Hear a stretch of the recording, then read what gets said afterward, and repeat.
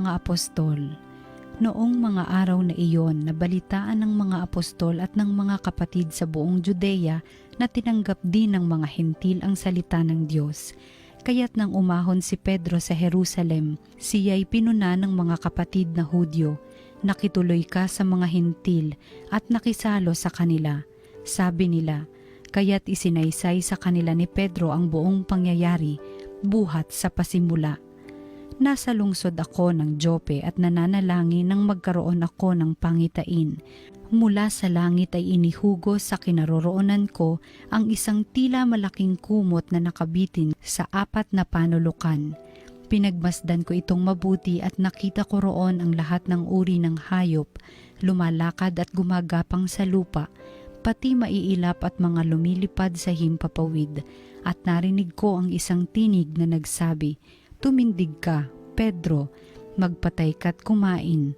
Subalit sinabi ko, "Hinding-hindi ko po magagawa iyon, Panginoon. Hindi ako kumakain ng anumang bagay na itinuturing na marumi o di karapat-dapat." Muli kong narinig ang tinig mula sa langit, "Huwag mong ituring na marumi ang mga nilinis ng Diyos." 3 ulit na nangyari ito at pagkatapos ay binatak na pataas sa langit ang bagay na iyon. Nang sandali ring iyon, dumating sa bahay na tinutuluyan ko ang 3 lalaking sinugo sa akin buhat sa Cesarea. Sinabi sa akin ng Espiritu na huwag akong mag-atubiling sumama sa kanila. Sumama rin sa akin ang 6 na kapatid na ito at pumasok kami sa bahay ni Cornelio. Isinalaysay niya sa amin na nakakita siya ng isang anghel na nakatayo sa loob ng kanyang bahay at sinabi sa kanya, "Magpasugo ka sa Jope at ipasundo mo si Simon na tinatawag ding Pedro. Sasabihin niya sa iyo ang tungkol sa ikaliligtas mo at ng iyong sambahayan." Nagsisimula pa lamang akong magsalita ay bumaba na sa kanila ang Espiritu Santo gaya ng pagkababa nito sa atin noong una. At naalaala ko ang sinabi ng Panginoon, "Si Juan ay nagbibinyag sa tubig, ngunit bibinyagan kayo sa Espiritu Santo." Kung binigyan sila ng Diyos ng kaloob na tulad ng ibinigay niya sa atin nang manalig tayo sa Panginoong Hesukristo, sino akong hahadlang sa Diyos? Nang marinig nila ito, tumigil na sila ng pagpunta at sa halip ay nagpuri sa Diyos. Kung gayon, sabi nila, ang mga hentil may binigyan din ng pagkakataong magsisit magbagong buhay upang maligtas. Ang salita ng Diyos. Aking kinasasabikan ang Diyos na nabubuhay. Kung paanong yaong batis ang hanap ng isang usa, gayon hinahanap ang Diyos ng uhaw kong kaluluwa. Aking kinasasabikan ang Diyos na nabubuhay. Nananabik ako sa Diyos, Diyos na buhay walang iba. Kailan kaya maaaring sa harap mo ay sumamba? Aking kinasasabikan ang Diyos na nabubuhay. Ang totoo't ang liwanag buhat sa iyo ay pakamtan, upang sa Sion ay mabalik sa bundok mong dakong banal, sa bundok mong pinagpala at sa templo mong tirahan. Aking kinasasabikan ang Diyos na nabubuhay. Sa dambana mo, O Diyos, ako naman ay dudulog.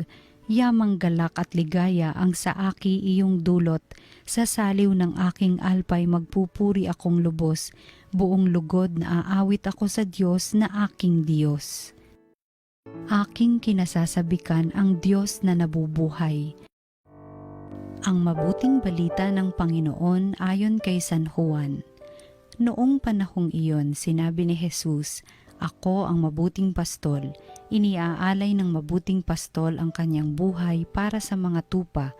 Ang upahan ay tumatakas kapag nakikitang dumarating ang asong gubat. Iniiwan niya ang mga tupa palibhasay hindi siya pastol at hindi kanya ang mga tupa, kaya't sinisila ng asong gubat ang mga ito at pinangangalat.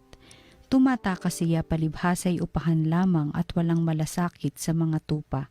Ako ang mabuting pastol, kung paanong nakikilala ako ng Ama at siya'y nakikilala ko, gayon din naman nakikilala ko ang aking mga tupa at ako namay nakikilala nila. At iniaalay ko ang aking buhay para sa mga tupa. Mayroon akong ibang tupa na wala sa kulungang ito. Kinakailangang sila'y alagaan ko rin. Pakikinggan nila ang aking tinig. Sa gayoy magiging isa ang kawan at isa ang pastol. Dahil dito'y minamahal ako ng Ama, sapagkat iniaalay ko ang aking buhay, upang ito'y kunin kong muli. Walang makakukuha nito sa akin, kusa ko itong ibinibigay. Mayroon akong kapangyarihang ibigay ito at kunin uli. Ito ang utos na tinanggap ko sa aking Ama. Ang mabuting balita ng Panginoon. Pinupuri ka namin, Panginoong Hesukristo. Magandang araw mga kaparokya. Happy Easter po. Tara, magnilay tayo sa pagsimula ng linggong ito ngayong Lunes. Sa salita ng Diyos, salita ng buhay. Kasama po ko, Father Kevin Crisostomo. Mga kapatid, sa mundo po ng advertising, in particular po sa social media, meron po tayong tinatawag na mga influencers. Sino ito mga influencers na ito? Sila po ay mga ordinaryong tao. Siguro mga pogi at magaganda. Pero sila po ay binabayaran para mag-advertise po in a non-direct way ng mga produkto or services. Makikita po sila sa mga social media pages, sila po yung maraming mga following, maraming mga fans, ika nga. At sa mga simpleng paraan, magpo-post lang ng ganito, magpapakita lang ng ganitong video, sa dulo nun ay meron pala silang pinopromote na produkto o serbisyo. Marami pong influencers, lalo na sa panahon po natin ngayon. Actually, pwede namang kahit sino maging influencer, basta sa dulo may ina-advertise, may binebenta. Usong-uso at way of advertising po ang influencers. Pero mapatid, pag nilayan natin to, sa mundong ang dami-dami influencers, ang kailangan po natin ay hindi influencers. Ang kailangan natin ay mga shepherds, mga pastol. Oo, pwede kang magbenta ng produkto o ng serbisyo, pero pwede namang dahil tumatanggap ka o dahil nadadagdagan ang iyong fans and followers. Pero ilan ba talaga sa mga influencers na ito ang talagang kumbinsido sa kanilang pinopromote, sa kanilang ina-advertise, sa kanilang pinaplug? Ang shepherd, kahit hindi bayaran, kahit minsay walang nakukuha, andyan pa rin para ipakilala ang pinaka-importanting hindi lang basta produkto, hindi lang basta serbisyo. Pinapakilala si Jesus. My dear friends, what makes a shepherd? Ano po ba ang meron ang isang pastol? Kahapon, we celebrated 4th Sunday of Easter, tinatawag na Good Shepherd Sunday. At sa ating gospel reading, which is the first part ng gospel na narinig natin kahapon, narinig natin si Jesus. Tinuturo ang tinig ng isang pastol. What is the voice of the shepherd? At sa ating gospel, may comparison na ginawa si Jesus. Kinumpare niya ang shepherd sa isang hired hand, ang pastol sa isang bayarang manggagawa. At sa pagninilay po natin ngayon, paano ba natin makikita ang pagkakaiba ng pastol sa bayarang manggagawa? 3 letter C, madaling tandaan. First, shepherds bring people close to the Lord. Yan ang gawain ng isang shepherd. Ilapit sa Diyos ang tao. Ilapit sa Diyos ang kawan. Whereas, yung hired hand, real talk lang, sometimes, instead of bringing them close to the Lord, they bring people close to themselves. Kaya dumadami ang followers, dumadami ang fans, dumadami ang like, dumadami ang share. Ang sineshare, ang nalalike, hindi si Lord. Ang nasishare at nalalike, ang napupusuan, sarili. Ang dami na po nating influencers ngayon. We need shepherds. People who will point to Christ. People who will bring us close to Christ. Maglalapit sa atin sa Diyos. Hindi sa sarili. Yan ang katangian ng isang pastol. Bringing people close to the Lord. Pangalawa, shepherds care even when they are not paid. Opo, nabanggit sa ating ebanghelyo ngayon. Ang bayarang at inuupahang manggagawa kasi, kaya niya ginagawa ang kanyang responsibilidad sapagkat mayroong bayad na natatanggap. Pero yun po, sa ancient Near East, shepherds are usually owners of the sheep. Sila yung nagmamay-ari talaga ng mga tupa. At dahil sila may-ari ng tupa, kinakausap yan, inaalagaan yan, pinapakain. Pero mapatid, pag hindi na po binabayaran ang hard hand, maglilingkod pa rin po ba siya? Pag wala na natatanggap, andyan pa rin kaya siya? Kapag wala ng benepisyo, mananatili pa rin kaya siya sa tupa?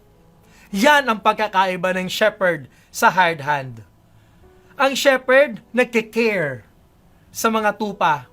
Binibigay ito ng libre pero buong puso. Samantalang yung hard hand, kailangan pang maiabot nang sa gayon ito ay kikilos at gagawa. Pangatlong letter C. Shepherds come to give life.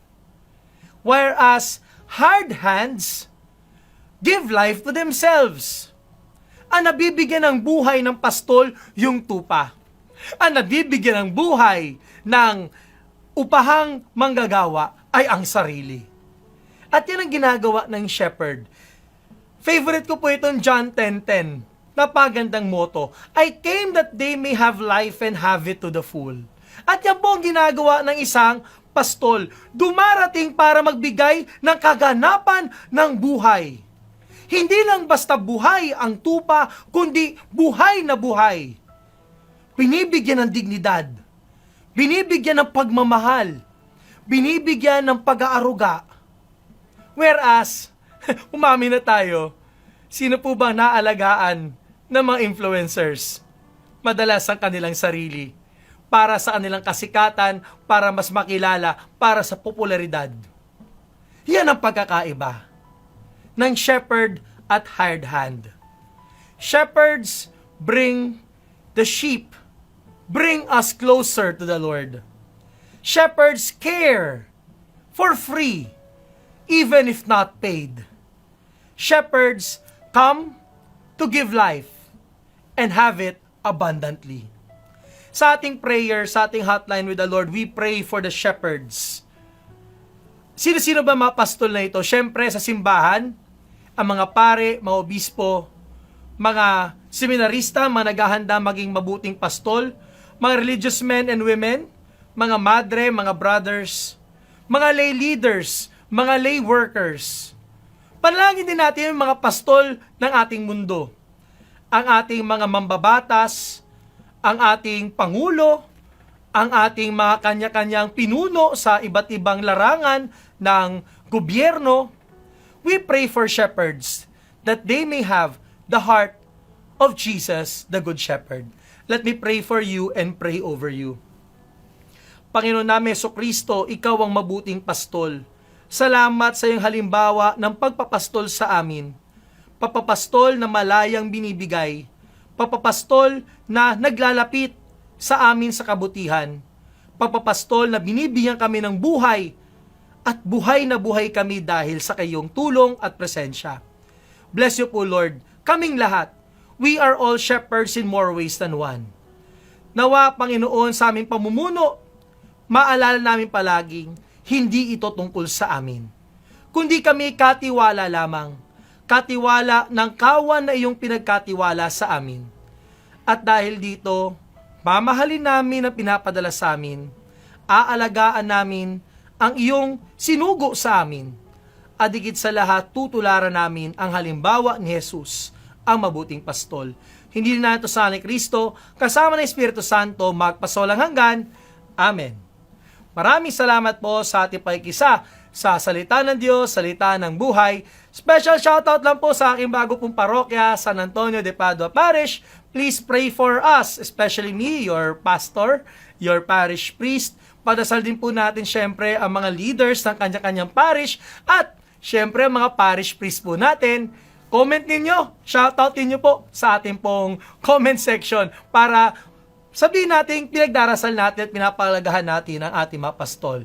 Like us and follow us in our social media platforms, TV Maria Philippines. Watch, like, share, and inspire. God bless, and we'll see you soon.